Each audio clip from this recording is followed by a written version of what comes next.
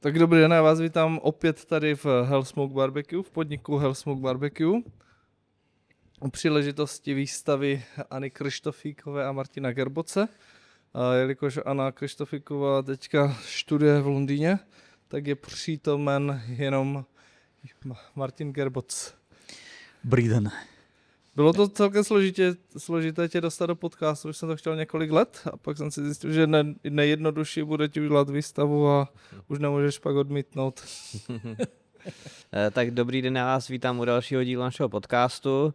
Já řeknu asi něco krátce ke konceptu výstavy a asi by se slušelo začít názvem, jenže zní Divadlo špatné víry a je to vlastně taková syntéza dvou filozofických nebo existenciálních konceptů a principů. Jedno je špatná víra od Jean-Paul Sartra, který říkal, že si na sebe nasazujeme různé masky rolí a podle nich se chováme, tím pádem vlastně máme jednodušší život, protože už máme předem dáno, jak se máme chovat, co máme dělat. A druhý koncept je takzvané divadlo krutosti básníka a filozofa, myslitele Artura. Jemuž jsme tuto výstavě jako takovou homáž věnovali a to vlastně znamená vlastně divadlo, které není tam krutost jako sadismus, ale krutost, která nás vyvádí z míry nějakých běžných koncepcí a snaží se nám je otřást a vlastně ukázat nám tu heideggerovskou vrženost a dostat nás do svobodnějšího stavu právě tím, že dojdeme ke své autenticitě, ale musí to nám vlastně otřást a rozbít všechny zaběhnuté vzorce. My jsme to tady propojili a výstava hodně vlastně zpracovává téma masky, nejenom masky jako divadelní, což samozřejmě v tom je to Teatrum Mundi, to divadlo světa, kdyby všichni tady hrajeme nějakou hru, je to otázka, jestli hrajeme pouze pro sebe nebo pro nějakou metafyzickou bytost, nějakého krutého boha. Artaud právě říkal, že Bůh je parazit na lidském těle a že vlastně Bůh je největší choroba. Takže vlastně otázka, pro koho my vlastně ty masky tady nasazujeme a tady ta výstava se snaží vlastně i nám ukázat a tady tu možnost a zamyslet se i nad naším bytím. No abych se teďka, když máme tady Martina, tak bych se zaměřil na věci, co máš vystavené. Je to, myslím, 9 printů grafických, které jsou dodělány tuškou. Uhlem. A jestli bys tomu něco řekl, když lidi přijdou se podívat na výstavu, aby věděli. Áno, ja som začal pred nejakými 2 rokmi robiť na cykle malieb aj grafík, ktoré som si sám pre seba nazval, že sú to cynické malby alebo cynické grafiky, lebo potreboval som si sám vo vlastnej hlave zvrhnúť ten obraz alebo grafiku ako nejakú dokonalú métu stojacú na vrchole tej pomyselnej výtvarnej pyramídy. A potreboval som sa aj sám k veciam, ktoré som začal robiť, stavať trošku s takým až cynickým sarkazmom, s takým posmešným odstupom. A vyšli mi z toho tieto maskaróny, ktoré pre mňa zdajú sa byť maskami, ale môžeme začať tým, že to masky nie sú, že to sú prirodzené ľudské tváre, ktoré len pracujú v nejakých pojmoch inakosti. Nie sú to masky, ktoré by zastierali niečo, ale je to niečo, teraz mi prichádza na na spôsob skvelej knihy Rolanda Bartha Svetlá komora, kde tiež hovorí o funkcii masky. Zrazu ľudská tvár je schopná vo chvíli prejavu konkrétnej emócie vyjadruť emóciu priamo gestom tváre. Nepotrebuje k tomu divadelnú masku, aká sa napríklad objavovala vo východných hrách. A to znamená, že tieto obrazy a grafiky, ktoré sú tu prezentované, sú len výsledkom môjho pokusu, mojej naozaj snahy trošku sa odosobniť, vzdialiť príliš veľkému ponoru do vlastných vecí a usilovať sa aj na vlastné veci pozerať s istou dávkou sarkazmu, cynizmu a príbuzných pojmov. Řekneš nám něco o technologii, to jsou vlastně litografie, nebo jaký je to druh grafiky, jak jsi to vytvořil? Áno. Tieto grafiky sú lepty keď je na kovovú dosku nanesený priemyselný raster, offsetový raster, ktorý má rovnakú hustotu po celej ploche.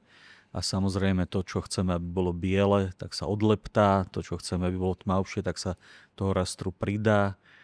No a potom je to, na rozdiel od grafických techník, ktoré sa tlačia z hĺbky, je to tlač z výšky.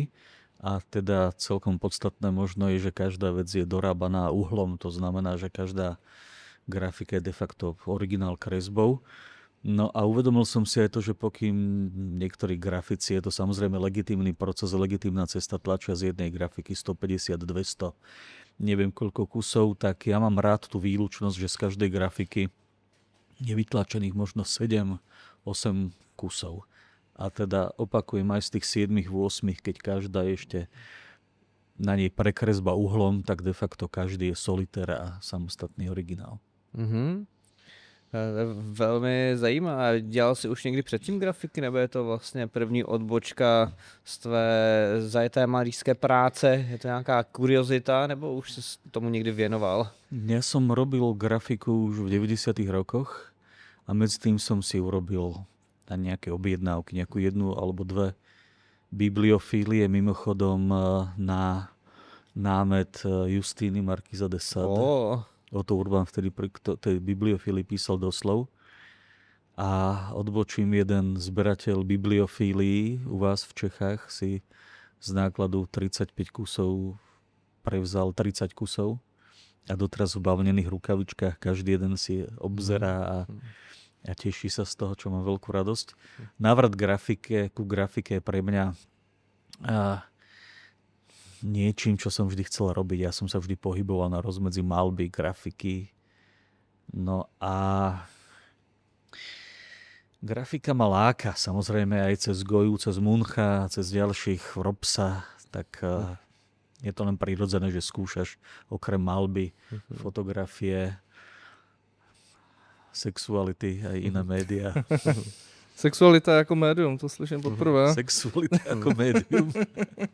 Jsou samá krásná témata. Zmínil si Desara, což já mám radši Žilie, jeho knihu. Samozřejmě 120 dní Sodomy jsou tvé inspirační zdroje. Ty hodně používáš vlastně BDSM tématiku ve svých malbách, teďka vlastně i grafikách.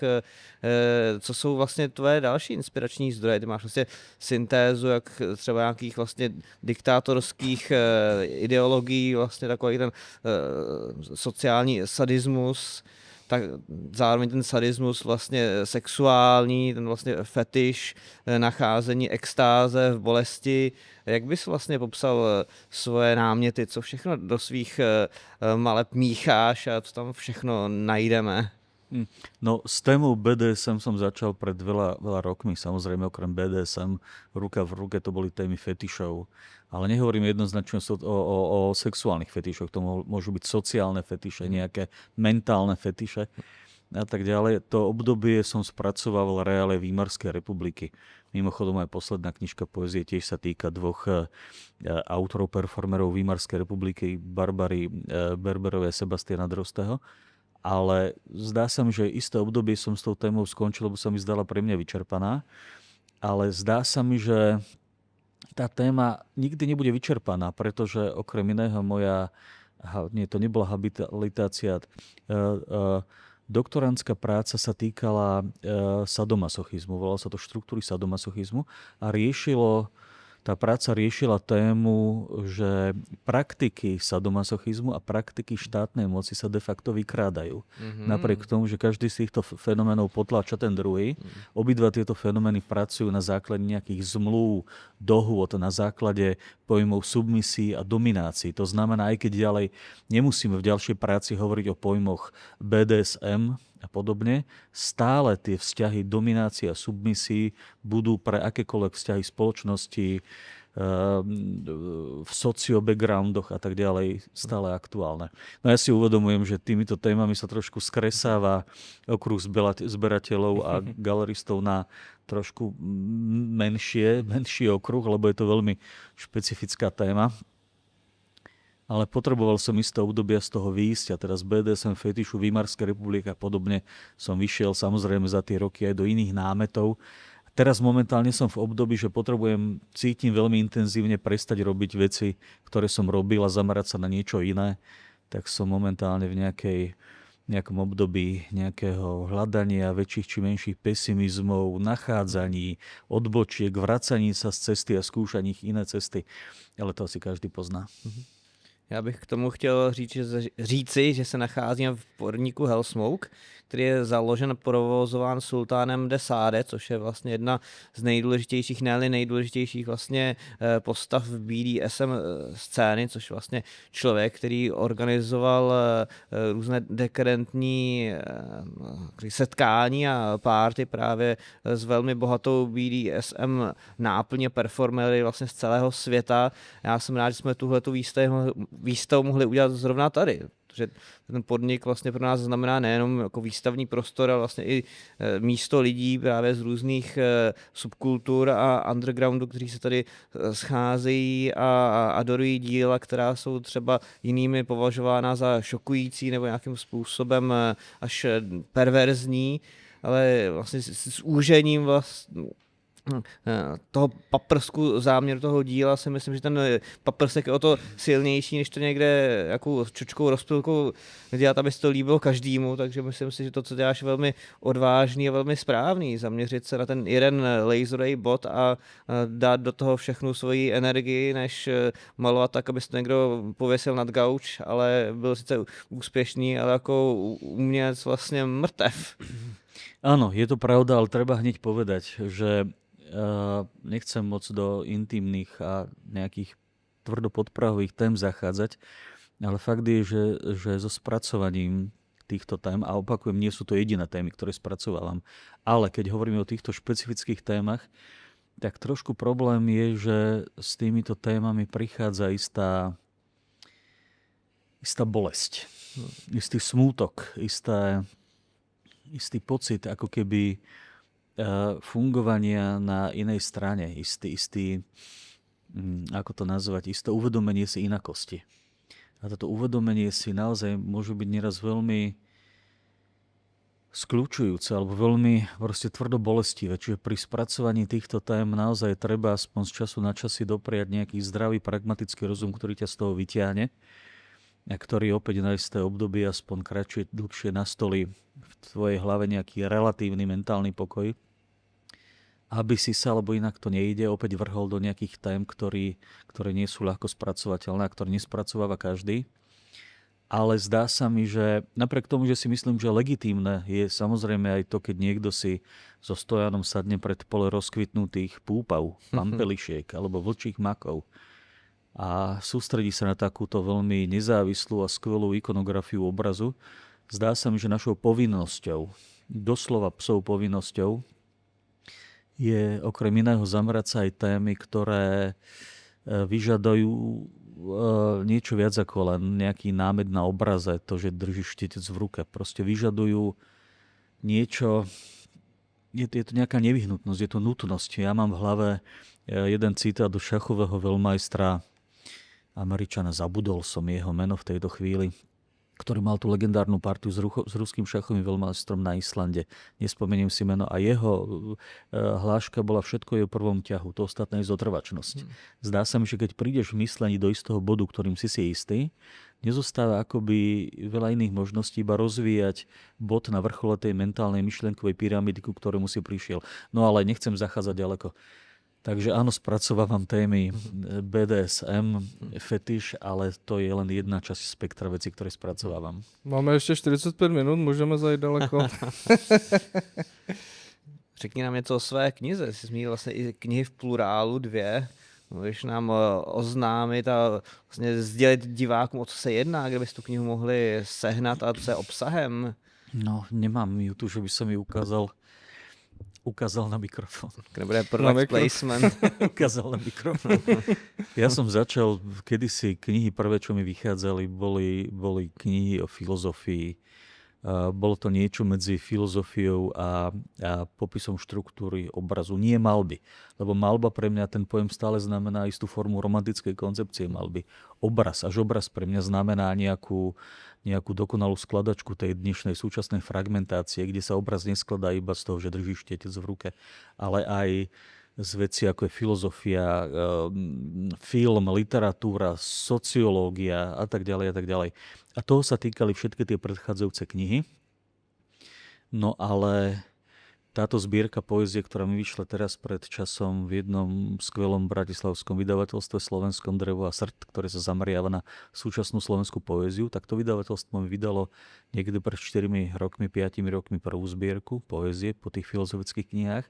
No aby som sa dostal k tejto druhej, tak je to ako keby nejaká alúzia na knihu, ktorú práve už zmienená Barbara Berber a Sebastian Droste napísali v roku 1912, myslím.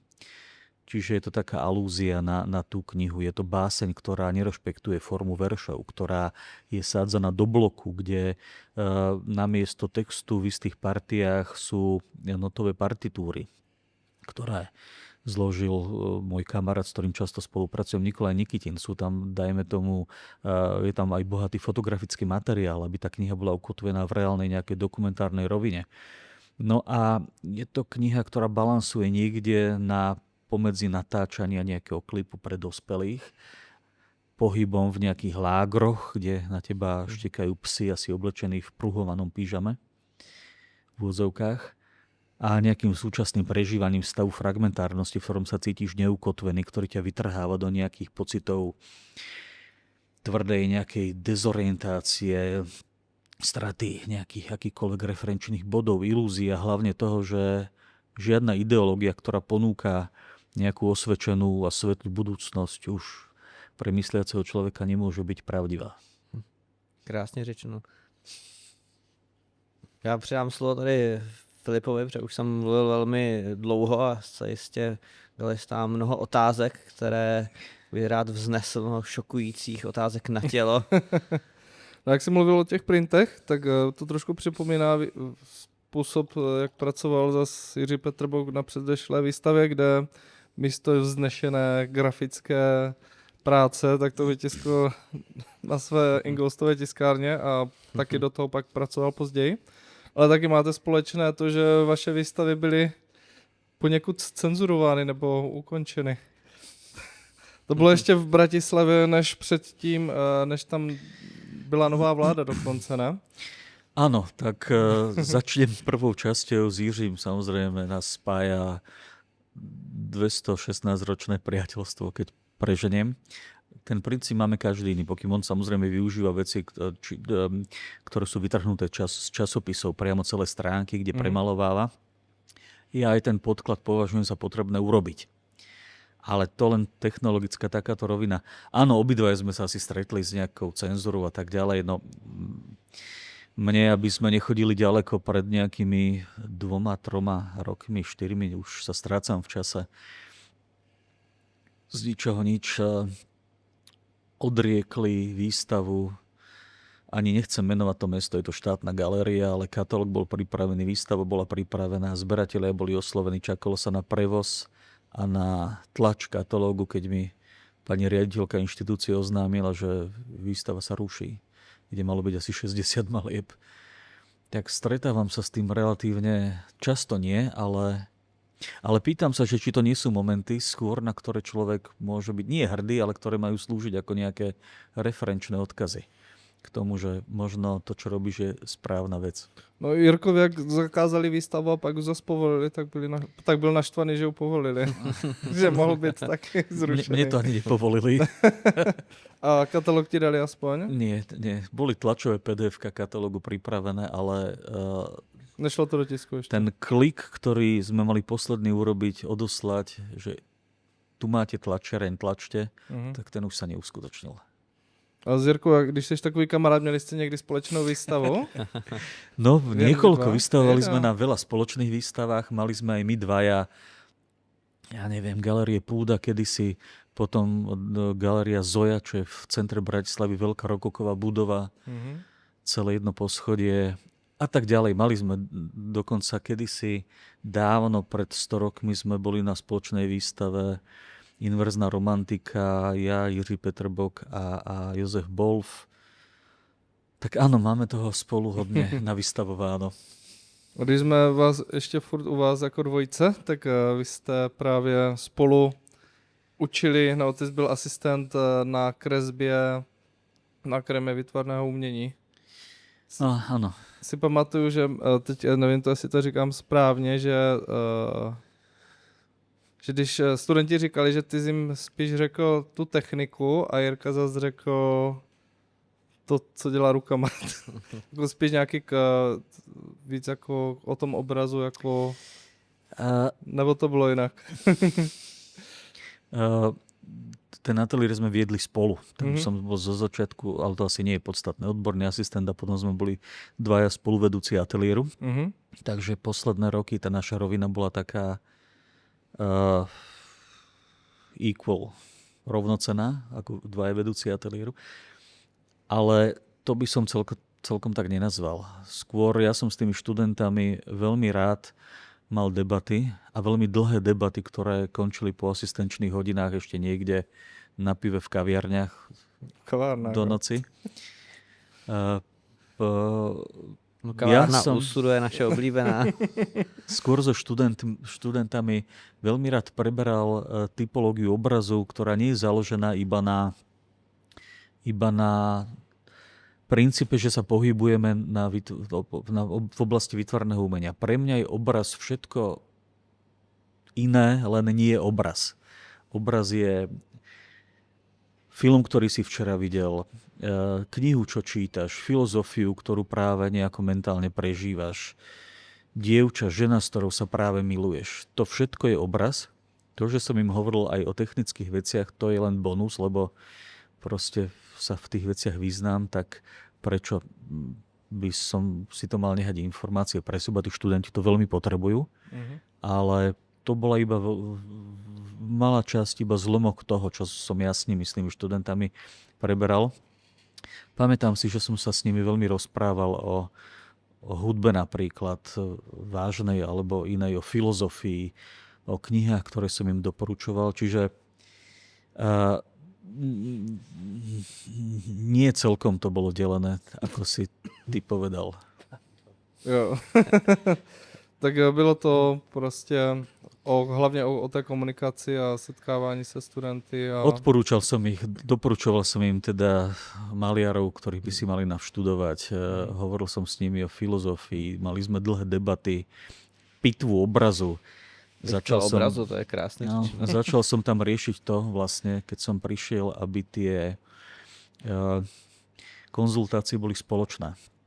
Aby vyučujúci, také idiotské slovo, aby nechodili iba k tebe ako k študentovi a nemal ťa samostatne niekde v rohu, ale aby debaty sa konali spoločné. Mal som veľmi rád, keď sa zavolali všetci študenti a každý sa vyjadroval k práci svojho kolegu. Tak sa tam rozvinula veľmi hlboká debata, či to má zmysel, či nie je treba nastúpiť inú cestu, či nepustil sa študent do ideológie, ktorej možno nie celkom verí a tak ďalej. Čiže opakujem to tvoje delenie, že technika a to ostatné nie je to celkom tak. Tak za to se omlouvám. A co se týče tohoto stavu za studentama, když jsi učil, nechybí ti to v životě teďka? Nebo vzpomínáš na to, že to bylo a bylo to dobré? Bolo to fantastické obdobie. Urobili sme si s Jiřím to privilégium, že sme prijímali každý rok iba 1, 2, možno 3, to už museli byť veľmi dobrí študentov, ktorí sme sa venovali. No deje sa to, že občas niektorý z nich mi zavolá a v telefonáte strávime 2-3 hodiny a konzultujem im to aj teraz. Napriek tomu, že tam nie som. Ale to by som nemal hovoriť, lebo nechcem zasahovať im vyučujúcim do plánov a nejako degradovať ich prácu. To by som si nedovolil. Tak, ale proste konzultujeme stále. Niekedy sa objavím aj na škole a priamo sa pozriem na tie ich veci a tam si o tom niečo povieme. Tak sme v kontakte stále. Jsem se chtěl dotázat, zdali tě obohatila vlastně nějaký tebe práce studentů nebo de facto konzultace s nimi. Mně to připomíná, že vlastně tvoje výuka nebo tvoje a Jirky byla taková jako velmi antická, že tam vlastně byly dialogy mezi studentem a učitelem, kantorem, tím vlastně myslitelem a obohatilo to nějak i tebe, že bys třeba potom začal nad věcmi přemýšlet nějak jinak, jako z jiného úhlu, podle vlastně zkušeností se svými studenty? Áno, musím povedať, že ten vzájomný dialog, na ktorý naozaj spomínam občas a ktorý v istých prípadoch pretrváva aj dodnes, je obojstranne veľmi obohacujúci a nechcem, aby táto moja veta sklzla do nejakej sentimentálnej roviny, ale veľmi som si ich oblúbil a musím povedať, že každého z nich mám veľmi rád. Ak som hovoril to privilegium, že sme brali jedného, dvoch, tak treba povedať, že sa k nám hlásilo 50, 60, 70, dokonca posledný semester okolo 90 ľudí len k nám do ateliéru. Z tých ľudí 90 sme zobrali, myslím, posledný semester asi jedného alebo dvoch. No a práve debaty o filozofii, o literatúre, o hudbe, o okultizme, o veciach, ktoré sú nieraz utajované, tak je to obojstranne obohacujúce. Nikdy som sa neusiloval pôsobiť ako ten, ktorý stojí jeden alebo dva hierarchické stupníky nad nimi, ale sú to vlastne moji kolegovia, ktorí takisto ako ja verím, že mám povedať niečo im, tak som si istý, že oni dokážu povedať aj niečo mne. No a takže akurát jeden problém pri tom učení. Pri učení vysokoškolských študentov je to samozrejme iné. Kedysi veľmi dávno, keď som skončil ja školu, vysokú školu výtvarných umení a potom iné školy v zahraničí, ale keď som asi pol roka učil na jednej strednej škole v Bratislave, to boli stredoškoláci, napriek tomu tiež si to veľmi vážim, ale rozmýšľal som, že je celkom problematické myslieť na to, že a nechcem, aby to znelo ako na bubranie. To naozaj hovorím to s veľkou pokorou. Keď prídeš v myslení na istý stupeň k nejakým tézam, o ktorých si úplne istý, a zrazu máš, hovoríme povedzme o strednej škole a tak, a zrazu máš vysvetľovať niečo študentom, ktorí s tom mimochodom zaslúžia samozrejme, ale máš niečo vysvetľovať, čím si prežil alebo prešiel a čo si prežil pred 20, 30, neviem koľkými rokmi, tak musí to dať veľkú silu, aby si dokázal zliesť o tých niekoľko schodíkov a stupienkov nižšie a robiť tú didaktiku v rámci niečo, čo už je pre teba jasné, čím si prešiel, čo máš zadefinované. Takže, ale pri vysokoškolských študentoch je to úplne iné. Tam ten vzťah je iný. Končím, ďakujem, pokračujme. A myslím, že k některým vlastně názorům a vlastně úrovním vědomí se člověk nemůže promyslet a musí se jimi vlastně protrpět. Ale chtěl jsem se zeptat na jinou věc, ještě vrátíme se k tvé zrušené cancel culture výstavě. Proč ji vlastně zrušili? Tam byla jako propagace nacismu, nebo nějaká erotika pornografická, nebo jako znevažování smrti, nebo dali ti vlastně vědět, co konkrétně byl problém? Ježiš, propagácia nacizmu nie. A nerad by som sa tam púšťal. Jiřího Petrboka, Galerie ve Smečkách. To nie je to, ako propagácia vôbec nie. A som si istý, že každý so zdravým rozumom, ktorý dnes rieši túto tematiku, tak ju nerieši vo forme adorácie, ale vo forme negácie a odmietnutia. Ale do toho by som sa nechcel celkom púšťať, ale mám tú smolu, alebo nešťastie, alebo ako to povedať. No ale to len prejdeme, prosím, túto tému okraju. Na Slovensku je jeden fotograf, ktorý, pokojne to potom môžeme vystrihnúť, ktorý asi 10 rokov, jeho celoživotnou náplňou za posledných 10 rokov, verím, že to u neho bude pokračovať, sa stalo to, že ma stalkuje. Proste dennodenne vypisuje listy galériám, v ktorých vystavujem, obtelefonováva proste nejakých zberateľov a tak. Takže celoživotnou jeho vášňou sa stalo to, že neviem, kde sú korene toho, ale asi mám poriadne v zuboch. No a to bol človek, ktorý zapričinil aj zrušenie výstavy v Nitrianskej štátnej galérii. Pozdravujem pani riaditeľku týmto. Zdravíme. Mne nezavolal ešte. Tak když zavolá, tak to zruším. Ale až po výstave. Najnovšia vec, ktorú som sa dozvedel, je, že využívam študentov Vysokej školy výtvarných umení v Bratislave, ktorí sú vlastne tými maliarmi, ktorí malujú moje obrazy. A ja ich zneužívam tým, že im za to, že malujú moje obrazy, neplatím. Tak touto cestou to oficiálne priznávam. Takže pán fotograf má pravdu. No nech sa toho nechytí, to som myslel s veľkou dávkou cynizmu. Tak. Já vím, že ve svých malbách si měl taky třeba hákové kříže a vlastně nacistické Německo, vždycky tam bylo jako zobrazování toho zla, jako ne obhajoba, ale spíš upozornění na něj. Ale jako říkal jsem si, že tady to nemohl být ten důvod, ale vidím, že ten důvod je daleko smutnější teda. Ja myslím, že to môže byť jeden z dôvodov, ale ako som spomenul, my na to upozorňujeme nie kvôli nejakej fascinácii alebo adorácii, ale napríklad v tom konkrétnom prípade, v tom konkrétnom období, o ktorom hovoríš, bolo to skôr upozornenie na to, že celý fenomén fetišizmu istým spôsobom má korene, má bohužiaľ korene aj v nacikultúre. No veď netreba chodiť ďaleko. Hugo Boss svojho času priamo navrhoval a vyrábal ošatenie pre všetkých náckov. A nebol to len on, bol to pár ďalších veľmi dôležitých aj v súčasnosti fungujúcich modných domov, ktorí vtedy pracovali pre tento zbastardený systém. Takže korene fetišizmu, toho súčasného fetišizmu, z ktorého čerpá aj súčasná kultúra, naozaj vychádza z tých 30. 40. rokov. Dramatická pauza. No já bych chtěl ještě pobodat,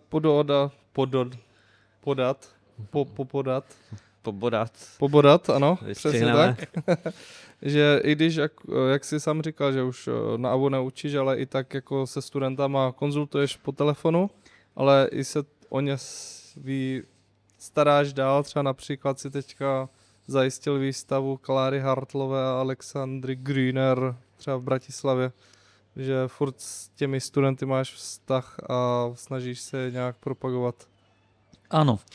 A Alexandra Grunera a Klára Hartlová nie sú samozrejme jediní, no predtým som otváral výstavu a robil kurátorský text Líze Libenko vo Viedni. Ešte predtým som otváral v Bratislave v jednej galérii Jana Štulířa. Kde? Galéria G19 Bratislava. Jana Štulířa a máme niečo opäť v Bratislave rozbehnuté, jeden projekt s Martinom Kolářom.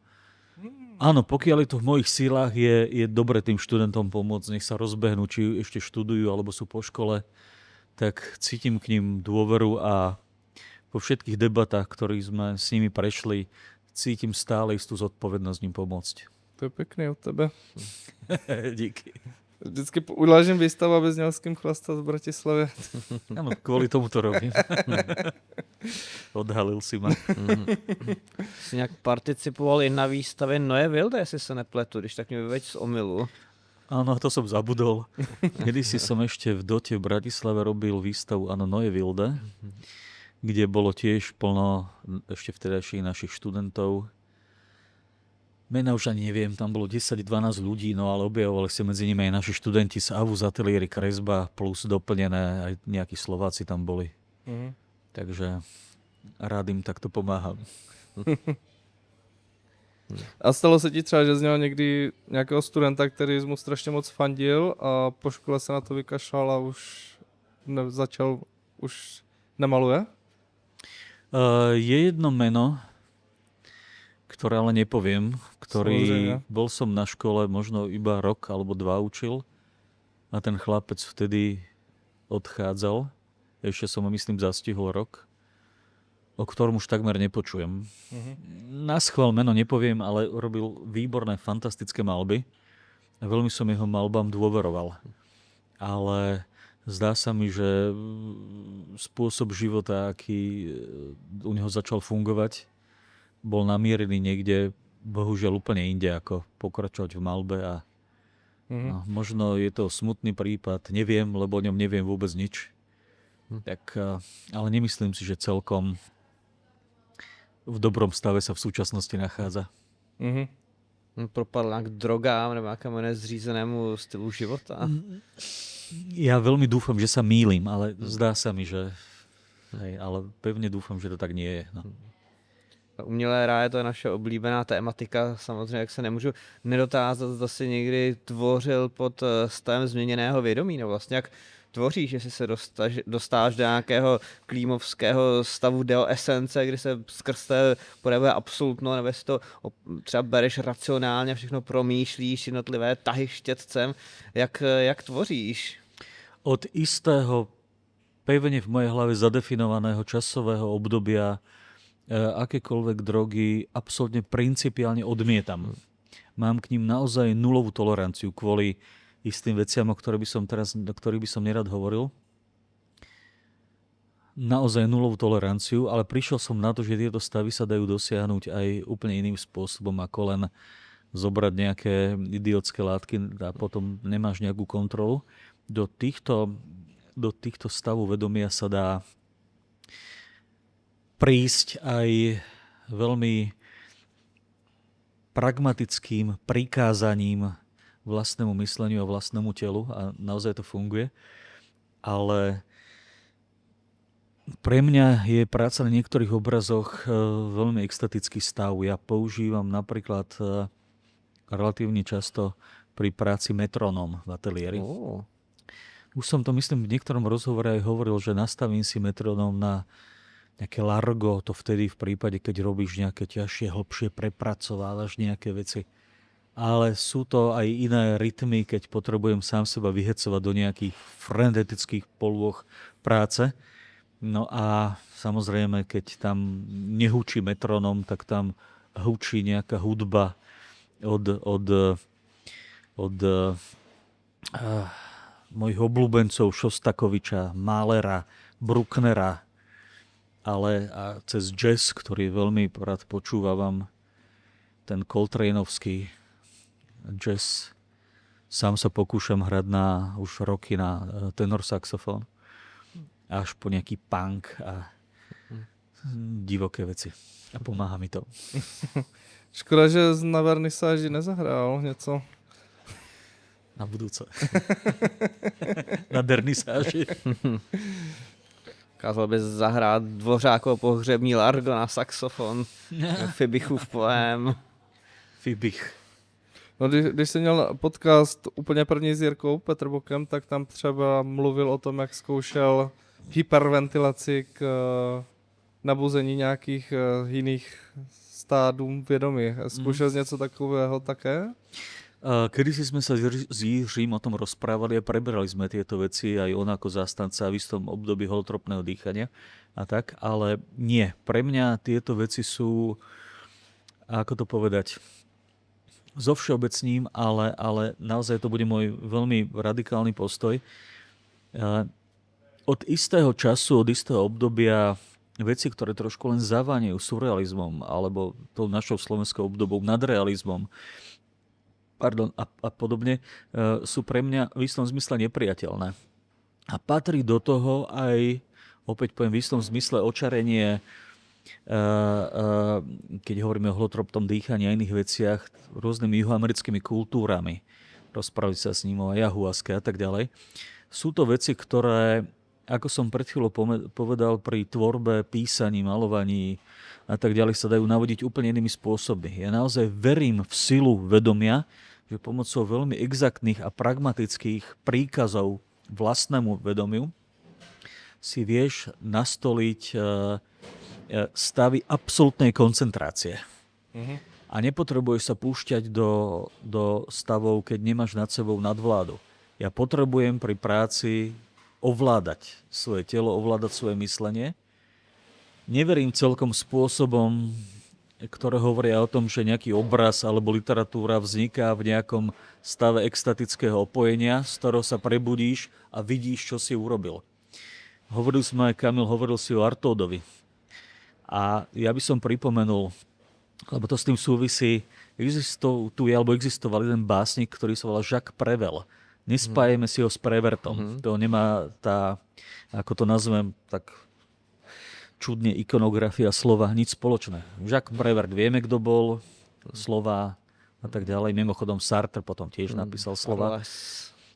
Ale toto bol Jacques Prévert, ktorý chodil za Artaudom do Bláznica a posledné roky tam prepisoval jeho verše. Sám Prévert mal absolútne úžasnú poéziu, ktorá sa potom našlo po jeho smrti, lebo zomrel vlastným príčinením vo veľmi mladom veku. A našlo sa to kade-tade po šuflíkoch, vo vreckách jeho vynoseného kabáta a saka.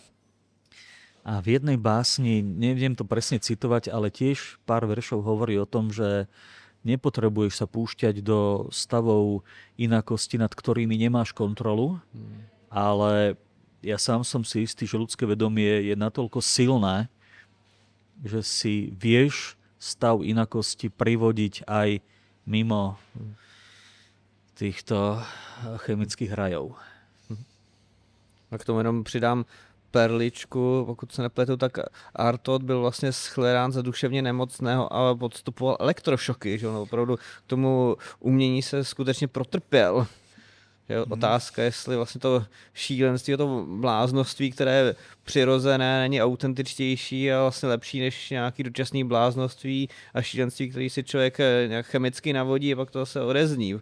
Pokud už někdo chce být mučedníkem, tak to musí jít na plný úvazek, nejenom na jedno odpoledne. To je veľký problém, lebo každý z nás máme v hlave, alebo mali sme, keď sme boli mladí a začínali sme písať, malovať, neviem čo, komponovať, tak samozrejme v myslení každého z nás sa objavovali nejaké romantické vízie, ako to všetko bude vyzerať ďalej. Samozrejme všetko to pramenilo z počúvania Wagnera, z čítania Artauda a tisíc ďalších, ale problém je, že v istom zmysle nikto z nás netúži po negatívach v živote. Každý ten život chceme prežívať v úplne čistých, krásnych, priehľadných, nádherných formách.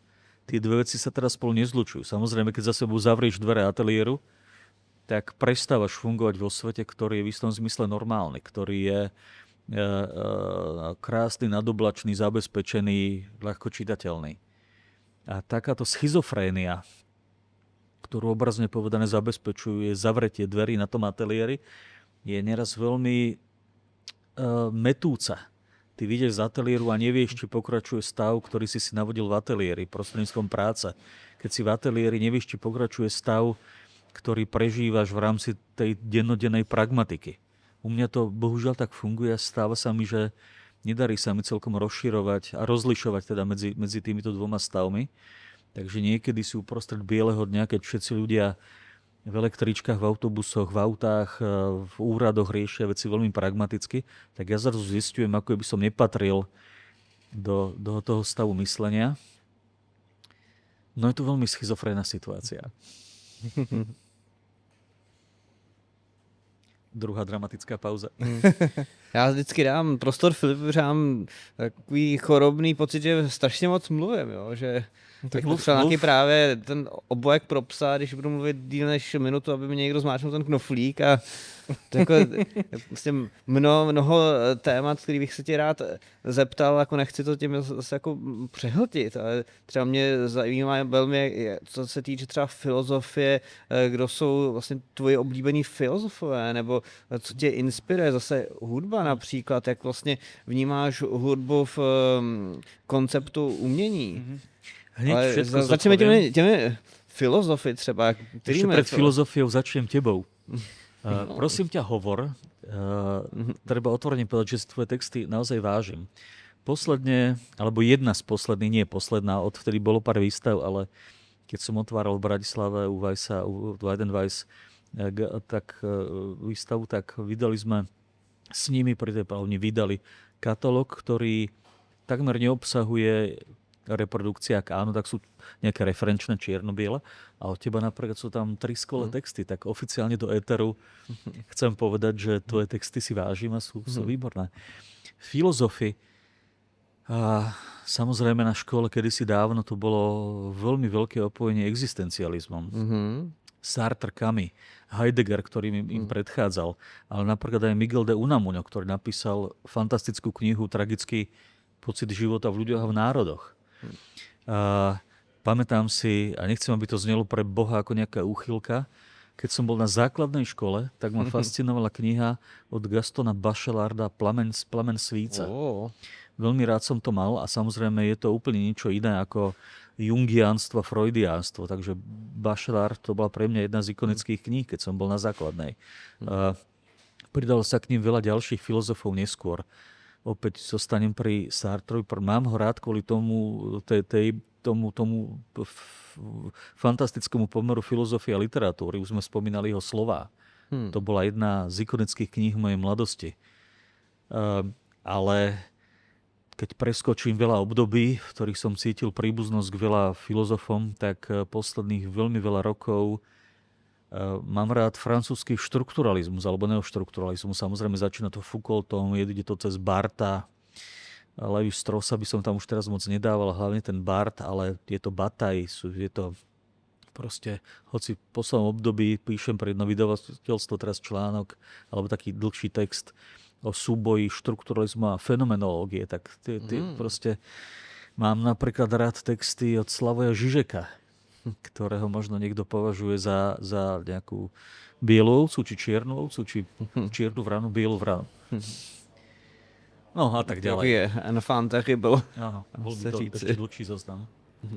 Je to úžasná jakási vlastně filozofie různých myšlenkových směrů, který nejenom znáš, ale vlastně dokážeš i zpracovávat a syntezovat ve svých dílech, ať už jsme vlastně tady mluvili o tom divadle krutosti Artaуда i vlastně té tělesnosti, kterou tam zpracováváš, což samozřejmě Artaud ten se snažil vlastně rozbít tu metafyziku a karteziánskou dualitu a tělo a duše, ale vlastně ta tělesnost sama osobně pro něj byla velmi důležitá, to vlastně všechno v těch obrazech máš, vlastně ta vnitřní maska, která se vstává maskou vnější, vlastně ten Sartre, vlastně existence předchází esenci. To vlastně velmi zajímavý a neuvěřitelné, že ty s tím dokážeš takhle skvěle pracovat.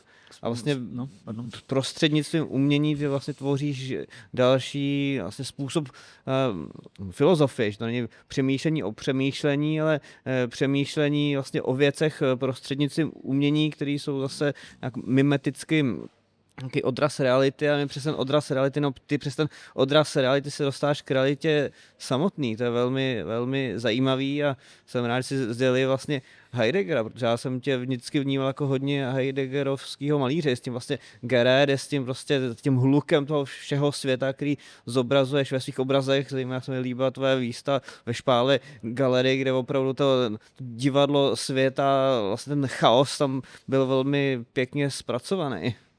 Ten princíp zo Špálovej galerie v Prahe bol ako keby revidovaním princípu výstavy, ktorú som mal v Valšove Jihočeskej nejaký čas predtým, kde ten priestor bol koncipovaný ako divadelný, nejaký priestor, v ktorom sa pohybuješ ako medzi kulisami, kde nie si na výstave a nie si zadefinovaný ako divák, ktorý vidí na stene obraz tým, že je zavesený v galerii, tak je zákonne povýšený na nejaký subjekt výtvarného umenia. Toto ja nemám rád.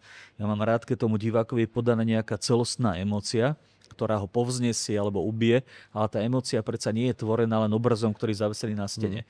Tá emócia je tvorená rôznymi divadelnými filmovými scenériami, hudbou, nasvietením, rozmiestnením priestoru, kabelážou, ktorý ide k nejakým osvetľovacím zariadeniam. A toto sa mi zdá, že malba v istom zmysle veľa rokov už ignoruje. My sa zameriavame na malbu ako na nejaký estetický scenár. Zameriavame sa na malbu, ktorá funguje ako isté, je to vyjadrenie individuality, ale tá individualita celostná sa netvorí len v tom, že sleduješ, čo je na dvojrozmernej ploche, ale k tomu, ako som hovoril predtým, opäť to len zopakujem, obraz, podľa môjho naozaj presvedčenia, obraz je všetko iné, len nie obraz. Sú to všetky prežité veci a celostná emócia, ktorú ponúkaš tomu divákovi. Aj to je ale problém, že či stále sa pokúšať o diváka, ktorý s tebou nedokáže držať krok, nedokáže stíhať. Čím ho nechcem dehonestovať, preboha to nie. Ale ide o to, akoby ponúknuť nejakú celostnú víziu toho obrazu, ktorý pokračuje aj za hranicami toho rámu, ktorý je v odčítaní filozofii z toho obrazu, v ponúknutí divákovi jedinej možnej interpretácie. Ja myslím, vieš, že dnešné umenie a dnešná filozofia a dnešný liberalizmus, nech sa páči, dnešný liberalizmus trošku sa obáva slova manipulácia. Ale som presvedčený, že dobrý obraz a dobrá literatúra, dobrý text, dobrý vizuál je v podstate o manipulácii. My si nemôžeme dovoliť to, aby tvoj obraz, tvoj text bol interpretovaný 1000 rozličnými spôsobmi. Ty musíš divákovi presne dodať víziu, ktorú máš. Ja sa idem pozrieť na výstavu nejakého maliara nie preto, že chcem si vytvoriť spolu so 100 ďalšími kolegami, ktorí na výstavu ideme 100 rôznych interpretácií. Idem na výstavu preto, nech sa páči. Technická přestávka. Jo. Idem na výstavu preto, lebo chcem byť pohltený svetom a očami toho maliara. Idem na výstavu preto, lebo chcem byť zmanipulovaný filozofiou, ikonografiou a tak ďalej konkrétneho maliara. Ja tam nejdem preto, že poviem, toto nie je dobré, lebo to nezodpovedá, nekonvenuje to mojej vízie obrazu. Ja tam idem preto, aby ma ten človek zmanipuloval a aby som ten čas strávený na výstave videl svet jeho očami. A práve v tom pojme manipulácia sú všetky pojmy, ktoré som spomínal. Sociológia, filozofia, sexualita, film, literatúra, dennodenné prežívanie a tak ďalej. A která výstava tě naposledy tak zmanipulovala dobře, kterou si viděl? No,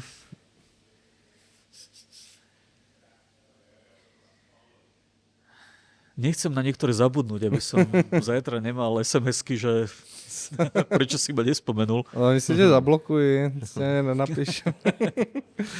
Dobre, no včera som sa rozprával v Doxe s Otom Urbanom. Tak len mi v tejto chvíli, keď sa ma na to pýtaš, prišla na výstava Nemoc, ktorá bola v Doxe a kde boli okrem profesionálnych maliarov vystavení aj ľudia neviem, či tam bola Prinzhornová zbierka, to neviem, ale boli tam ľudia, ktorí neboli profesionáli, ktorí boli po rôznych ústavoch a ktorí to, že kreslili, bolo preto, že to bolo vyjadrenie nejakého ich mentálneho stavu, nutnosť. A to bola výstava, ktorá ma veľmi oslovila, lebo zrazu sme sa nehrali na nejaké vysoké umenie, na niečo, čo je prezentované zadefinovanými nejakými inštitúciami, galériami, ale bolo to zrazu niečo veľmi, veľmi silne emočné. Ale nechcem zostať iba pri tej výstave, no, je ich veľa. Ja sa rád dám pohodiť emóciami. Niekedy, keď vidím z výstavy nejaké, aj toho ľutujem, že som sa moc dal strhnúť. A potom nastáva u mňa obdobie kritiky, ale teda tých výstav je viac. Tak jo, my už budeme muset pomalu končit, jelikož tady podnik se začíná ožívat, startovat a každopádně lidé, jestli se vám podcast líbil, samozřejmě přijďte se podívat na výstavu, obrazy jsou k mání a když už máš, ještě bych ti přidal slovo a jestli chceš pozvat na nějaké svoje další výstavy, které budou v budoucnu, aby si lidi na této návštěvě si napsali do deníčku další program. A teraz neviem to celkom. No, budem mať prezentáciu bratislavskej Wein & Weiss, to bude taká krátkodobá záležitosť. Tam bude pár iba najnovších vecí prezentovať. Potom na konci apríla, to je duben. Bohužiaľ to vychádza v rovnakom termíne, ako bude Jiří otvárať výstavu v Doxe. Tak budeme otvárať výstavu v Budapešti v Ludwig múzeu, kde bude z jednej zbierky výber slovenského umenia od konceptualizmu po súčasnosť. Potom bude jedna výstava maliarská, budeme tam viacerí v Levoči na Slovensku, pár menších. Je to hodne. Ja trošku cítim aj takú trochu... Odmietol som pár výstav, účasť na pár výstavách teda, lebo sa chcem sústrediť na úplne nové veci. Tak je mi to ľúto, že som niektorým ľuďom musel povedať, že nie, ale tak sa im vedia, kdo to je, tak sa im ospravedlňujem touto cestou. My jsme rádi, že jsi nám řekl ano při této zdejší výstavě, na které všechny zveme. Ať to ještě zakončil tím, jak jsem mluvil o té manipulaci, že vlastně já tvé díla vnímám velmi básnicky, jako jsou třeba čeští básnici, jako můj oblíbenec samozřejmě Karel Hlaváček nebo Ottokar Březina. Vlastně když člověk čte jejich vlastně verše, jejich poezii, tak si to vlastně vnitřně představ vlastně se do toho úplně ponoří. Jo? To je právě ta manipulace, o které ty jsi hovořil. Když vlastně ten člověk předá všechno své dázaj, svou zkušenost, svou bolest, svou emoci do textu, ty pak znovu prožiješ jako nějaký scénář a vlastně identifikuješ se s tím lirickým subjektem v té básni. Je velmi zajímavý, že to vlastně děláš i v těch svých obrazech. A kolikrát vlastně v těch grafikách, ale vlastně vidím sám se vlastně své špatnosti a své chyby a jsem rád, že s tebou můžu kooperovat a přijďte na výstavu. Nechte se zmanipulovat a probudit se. Tak díky Kamilovi Žiadnom ako kurátorovi, s ktorým teda nespolupracujeme prvýkrát, dúfam, že to bude pokračovať. Díky Filipovi Děkujeme. za prezentáciu a všetko. Auf Wiedersehen. Tak zatím naschle, díky moc. Naschle.